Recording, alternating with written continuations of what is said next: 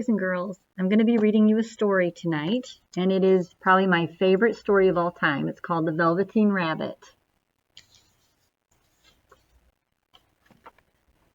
There was once a Velveteen Rabbit, and in the beginning he was really splendid. He was fat and bunchy, as a rabbit should be. His coat was spotted brown and white. He had real thread whiskers, and his ears were lined with pink sateen. On Christmas morning, when he sat wedged in the top of the boy's stocking, with a sprig of holly between his paws, the effect was charming. There were other things in the stocking, nuts and oranges and a toy engine and chocolate almonds and a clockwork mouse, but the rabbit was quite the best of all. For at least 2 hours the boy loved him, and then aunts and uncles came to dinner, and there was a great rustling of tissue paper and unwrapping of parcels, and in the excitement of looking at all the new presents, the Velveteen Rabbit was forgotten.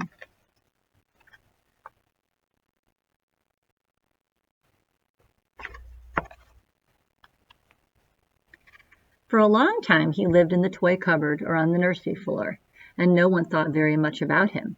He was naturally shy, and being only made of velveteen, some of the more expensive toys quite snubbed him. The mechanical toys were very superior and looked down upon everyone else. They were full of modern ideas and pretended they were real. The model boat, who had lived through 2 seasons and lost most of his paint, caught the tone from them and never missed an opportunity of referring to his rigging in technical terms.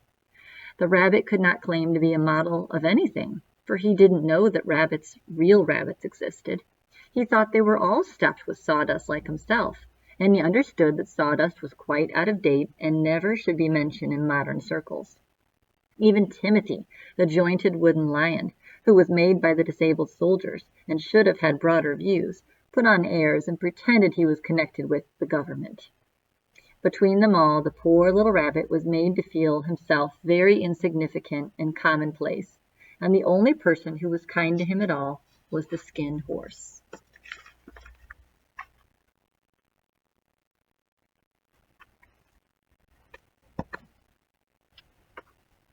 The Skin Horse had lived longer in the nursery than any of the others. He was so old that his brown coat was bald in patches and showed the seams underneath, and most of the hairs in his tail had been pulled out to string bead necklaces. He was wise, for he had seen a long succession of mechanical toys arrive to boast and swagger, and by break their mainsprings and pass away, and he knew that they were only toys and would never turn into anything else. For nursery magic is very strange and wonderful, and only those playthings that are old and wise and experienced like the Skin Horse understand all about it. "What is real?" asked the rabbit one day, when they were lying side by side near the nursery fender, before Nana came to tidy the room. "Does it mean having things that buzz inside you and a stick-out handle?" "Real isn't how you are made," said the Skin Horse. "It's a thing that happens to you. When a child loves you for a long, long time, not just to play with, but really loves you, then you become real."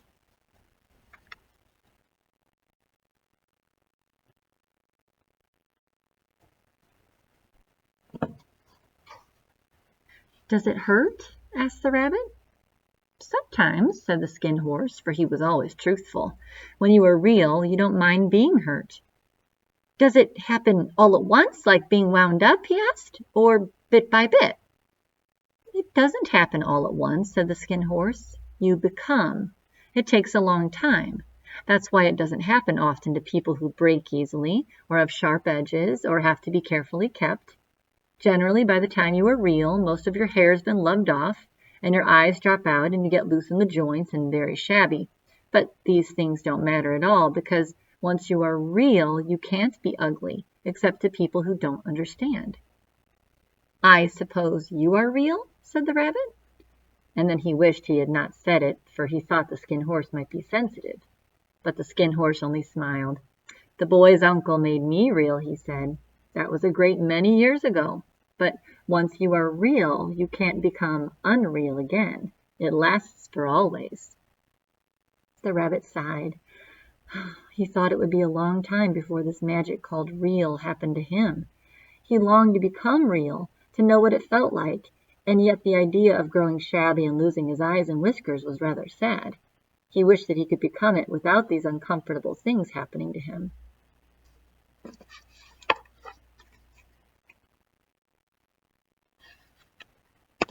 There was a person called Nana who ruled the nursery. Sometimes she took no notice of the playthings lying about, and sometimes, for no reason whatsoever, she went swooping about like a great wind and hustled them all away in covers. She called this tidying up, and the playthings all hated it, especially the tin ones. The rabbit didn't mind it so much, for wherever he was thrown he came down soft. One evening, when the boy was going to bed, he couldn't find the china dog that always slept with him. Nana was in a hurry, and it was too much trouble to hunt for china dogs at bedtime, so she simply looked about her, and seeing that the toy cupboard door stood open, she made a swoop.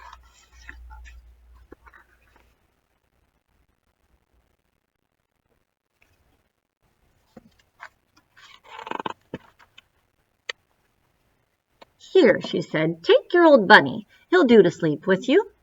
And she dragged the rabbit out by one ear and put him into the boy's arms.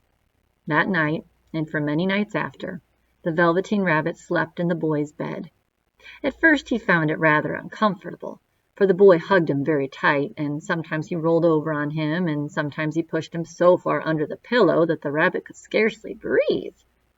And he missed, too, those long moonlight hours in the nursery when all the house was silent, and his talks with the Skin Horse. But very soon he grew to like it, for the boy used to talk to him, and made nice tunnels for him under the bedclothes that he said were like the burrows the real rabbits lived in. And they had splendid games together in whispers when Nana had gone away to her supper and left the night light burning on the mantelpiece. And when the boy dropped off to sleep, the rabbit would snuggle down close under his warm little chin and dream, with the boy's hands clasped close around him all night long. And so time went on, and the little rabbit was very happy. So happy that he never noticed how his beautiful velveteen fur was getting shabbier and shabbier, and his tail was becoming unsewn, and all the pink rubbed off his nose where the boy had kissed him.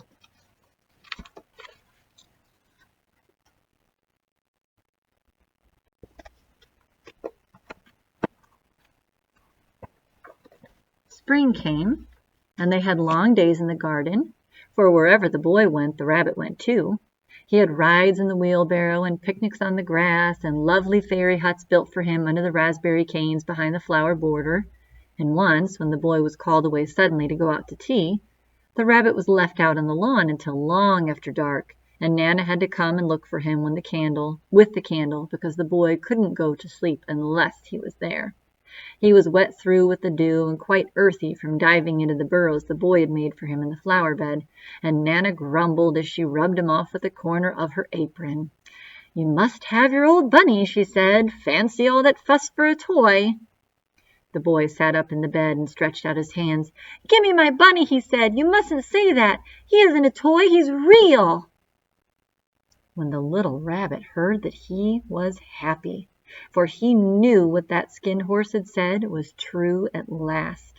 The nursery magic had happened to him, and he was a toy no longer. He was real. The boy himself had said it.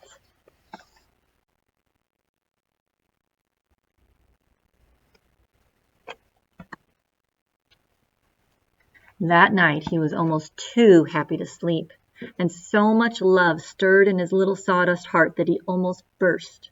And into his boot-button eyes that had long ago lost their polish, there came a look of wisdom and beauty, so that even Nana noticed it next morning when she picked him up and said, "I declare if that old bunny hasn't got quite a knowing expression."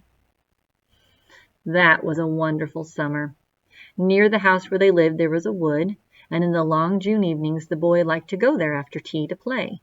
He took the Velveteen Rabbit with him, and before he wandered off to pick flowers or play at the brigands among the trees, he always made the rabbit a little nest somewhere among the bracken where he would be quite cozy, for he was a kind-hearted little boy, and he liked Bunny to be comfortable. One evening, while the rabbit was lying there alone, watching the ants that ran to and fro between his velvet paws in the grass, he saw two strange beings creep out of the tall bracken near him.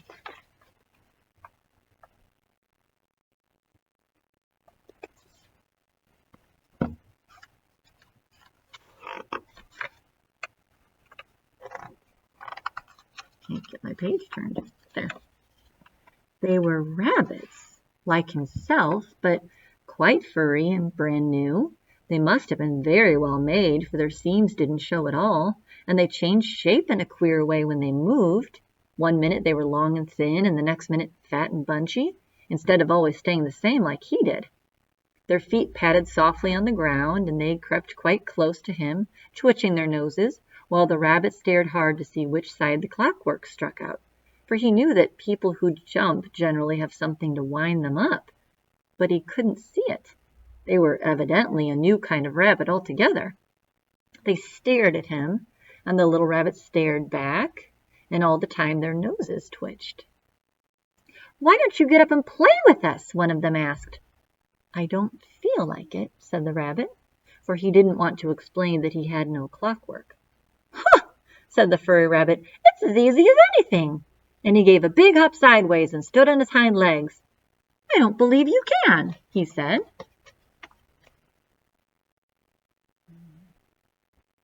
They're not toys, are they?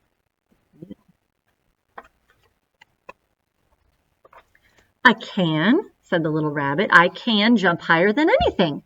He meant when the boy threw him, but of course he didn't want to say so. "Can you hop on your hind legs?" asked the furry rabbit. That was a dreadful question, for the Velveteen rabbit had no hind legs at all. The back of him was made all in one piece, like a pincushion. He sat still in the bracken and hoped the other rabbits wouldn't notice. "I don't want to," he said again. But the wild rabbits have very sharp eyes, and this one stretched out his neck and looked. "He hasn't got any hind legs," he called out. "Ha! Fancy a rabbit without any hind legs!" And he began to laugh. "I have!" cried the little rabbit. "I have got hind legs. I'm sitting on them." "Then stretch out them and show me, like this," said the wild rabbit. And he began to whirl round and dance till the little rabbit got quite dizzy. "I don't like dancing," he said. "I'd rather sit still." But all the while he was longing to dance, for a funny new tickly feeling ran through him, and he felt like he would give anything in the world to be able to jump about like these rabbits did.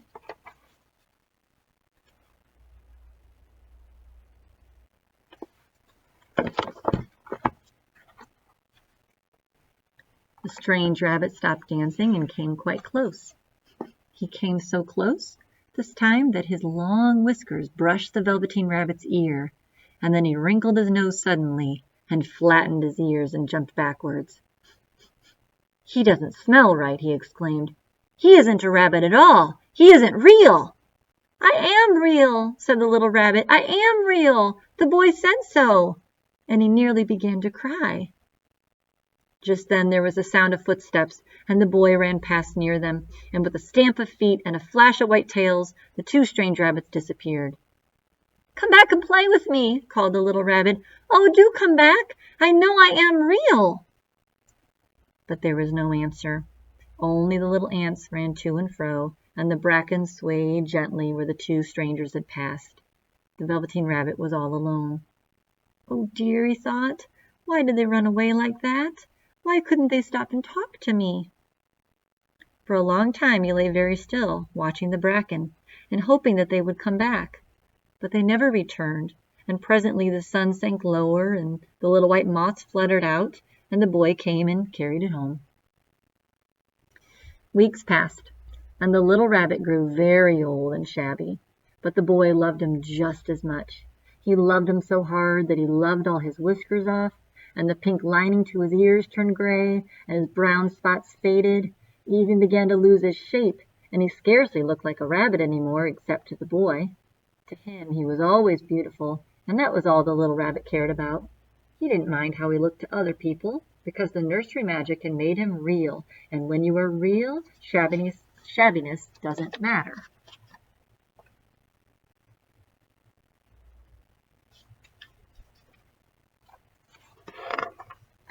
And then one day, the boy was ill. His face grew very flushed, and he talked in his sleep, and his little body was so hot that it burned the rabbit when he held him close. Strange people came and went in the nursery, and the light burned all night and went in, and through it all, the little Velveteen rabbit lay there, hidden from sight under the bedclothes. and he never stirred, for he was afraid that if they found him, someone might take him away, and he knew that the boy needed him.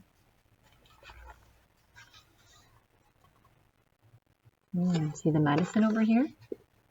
The boy is sick.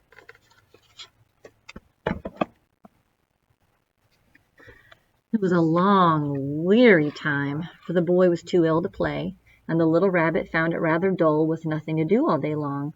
But he snuggled down patiently and looked forward to the time when the boy should be well again, and they would go out in the garden amongst the flowers and the butterflies and play splendid games in the raspberry thicket, just like they used to. All sorts of delightful things he planned, and while the boy lay half asleep, he crept up close to the pillow and whispered them in his ear. And presently the fever turned, and the boy got better. He was able to sit up in bed and look at picture books while the little rabbit cuddled close at his side, and one day they let him get up and dress. It was a bright sunny morning, and the window stood wide open. They had carried the boy out to the balcony, wrapped in a shawl, and the little rabbit lay tangled up among the bedclothes, thinking. The boy was going to the seaside tomorrow. Everything was arranged, and now it only remained to carry out the doctor's orders.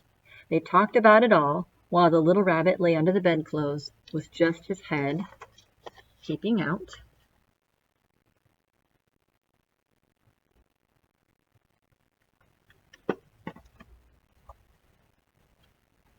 And he listened. The room was to be disinfected, and all the books and toys that the boy had played with in the bed must be burnt. "Hooray!" thought the little rabbit. "Tomorrow we shall go to the seaside." For the boy had often talked at the seaside, and he wanted very much to see the big waves coming in, and the tiny crabs, and the sand castles. Just then Nana caught sight of him. "What about this old bunny?" she asked. "That?" said the doctor. "Why, it's a mass of scarlet fever germs. Burn it at once." "What? Nonsense! Get him a new one. He mustn't have that any more." And so the little rabbit was put into a sack with all the old picture books and a lot of rubbish, and carried out to the end of the garden behind the fowl house. That was a fine place to make a bonfire, only the gardener was too busy just then to attend to it. He had the potatoes to dig and the green peas to gather, but the next morning he promised to come quite early and burn the whole lot. Poor rabbit.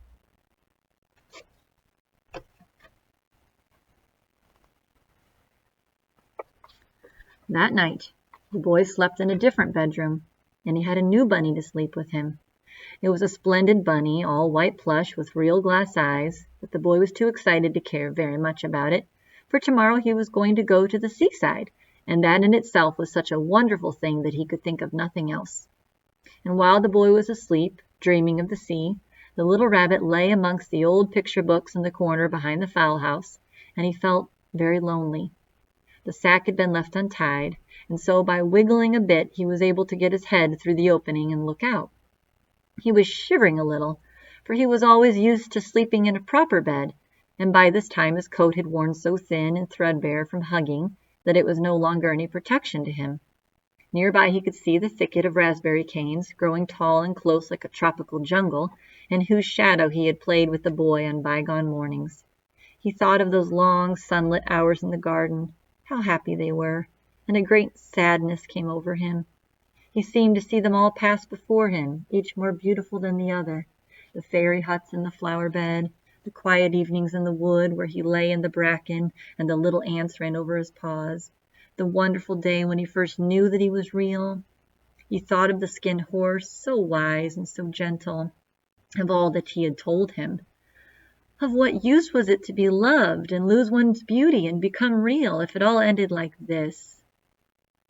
And a tear, a real tear, trickled down his little shabby velvet nose and fell to the ground. And then a very strange thing happened.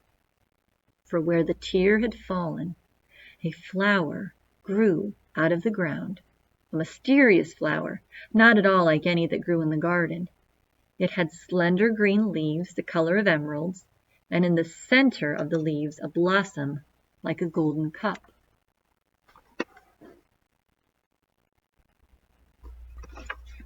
It was so beautiful that the little rabbit forgot to cry and just lay there watching it. And presently the blossom opened, and out of it stepped a fairy. She was quite the loveliest fairy in the whole world. Her dress was of pearl and dewdrops, and there were flowers round her neck and in her hair, and her face was like the most perfect flower of all. And she came close to the little rabbit, gathered him up in her arms, and kissed him on his velveteen nose that was all damp from crying. "Little rabbit," she said, "don't you know who I am?" The rabbit looked up at her, and it seemed to him that he had seen her face before, but he couldn't think of where. "I am the nursery magic fairy," she said. "I take care of all the playthings that children have loved. When they are old and worn out and the children don't need them anymore, then I come and take them away with me and turn them into real." "Wasn't I real before?" asked the little rabbit.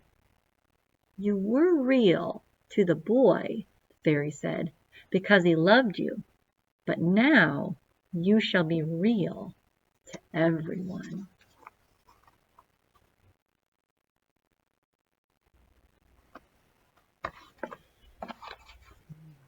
And so she held the little rabbit close in her arms and flew with him into the woods.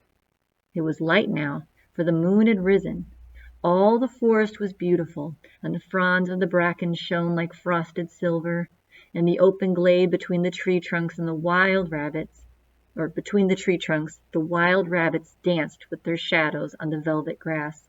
But when they saw the fairy, they all stopped dancing and stood round in a ring to stare at her.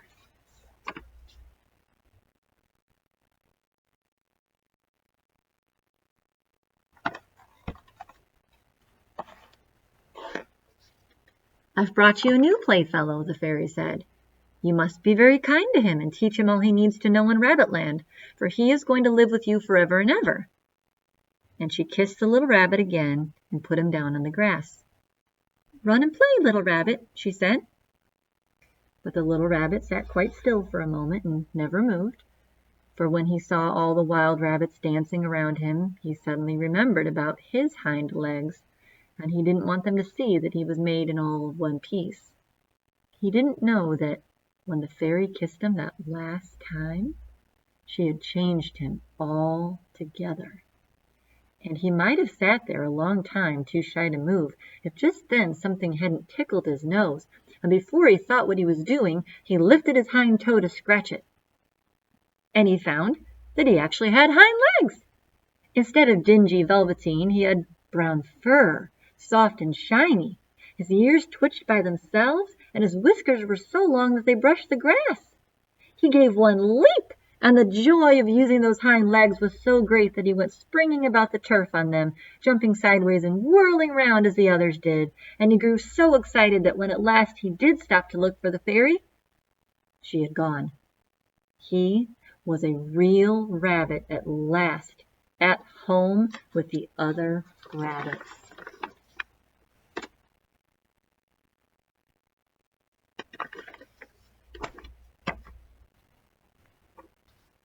Autumn passed, and winter, and in the spring, when the days grew warm and sunny, the boy went out to play in the woods behind the house. And while he was playing, 2 rabbits crept out from the bracken and peeped at him. One of them was brown all over, but the other had strange markings under his fur, as though long ago he had been spotted, and the spots still showed through.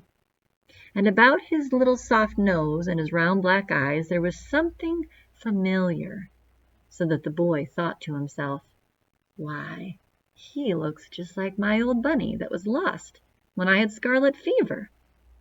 But he never knew that it really was his own bunny, come back to look at the child who had first helped him to be real.